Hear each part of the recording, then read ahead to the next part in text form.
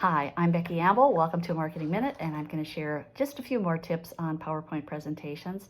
And this is from an article by Joseph Sommerville, who's considered a PowerPoint expert or a presentation expert. And it's from an article that he wrote a while back called The 7 Deadly Sins of PowerPoint Presentations. So the first point that he makes is slide transitions and sound effects. And I would just say, if you don't know too much about PowerPoint, that's probably going to work in your favor, because you wouldn't know about some of these unless you probably had some special training or somebody walked you through things. So one idea is there's all kinds of things that you can do with PowerPoint. It's pretty creative. You can fade in, you can fade out, you can have something look like a theater curtain opening, you can have things dissolve, you can have checkerboards, all that kind of stuff. He says leave that for the sci-fi and Hollywood filmmakers, because it's distracting, and all of a sudden people are paying more attention to the special effects that you have than to your content.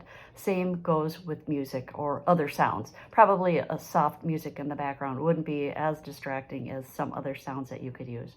Also, second point is clip art. So because PowerPoint is so widely used, most people are familiar with the clip art. So go find yourself some clip art that's not quite as obvious that it's a PowerPoint clip art. And some places that you can check, there's 4 of them that I've got for you. Unsplash, Pexels, and that's spelled P-E-X-E-L-S.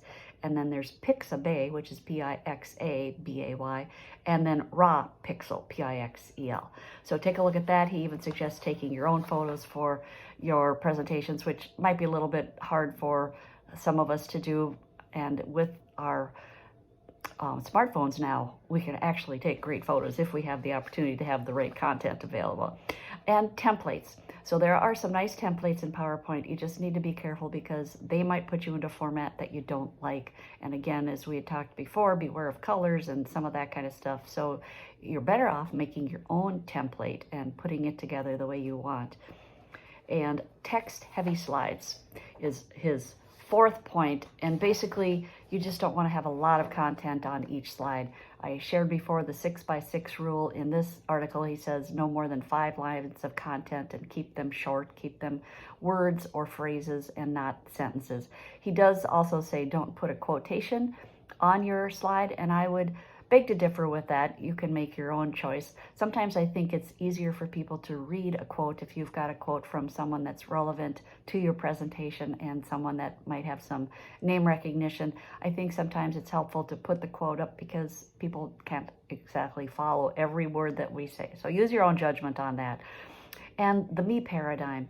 And this really is thinking about that we have to think about our audience and use things that are visually appealing to them. So if we have a PowerPoint presentation and we're going to throw in something from Excel, that might not work so well because it tends to be too small.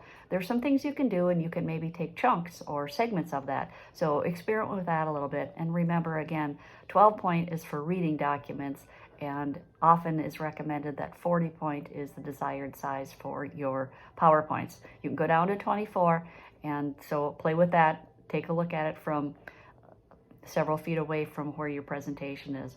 Reading as well. So when you're doing a presentation, you want people to listen to you. So he advises not giving them a handout, because then they'll be reading the handout instead of listening to you. Again, I would say use your judgment.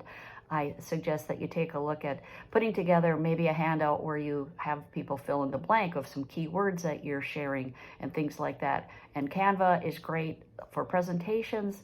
They might have just too much going on and be distracting, and yet you can find some nice templates for making a handout. So take a look at that. And the last thing is number 7, putting too much faith in technology. So make sure if you're taking your computer, your laptop, everything is loaded and ready to go. Even if you have your own laptop, you might want to put it on a flash drive. And if you're using someone else's computer, like at the location that you're speaking at, be sure you have a flash drive, and if possible, send your presentation ahead of time so it can be preloaded. So those are some tips for you. I hope that helps you out, and see you next time. Thanks.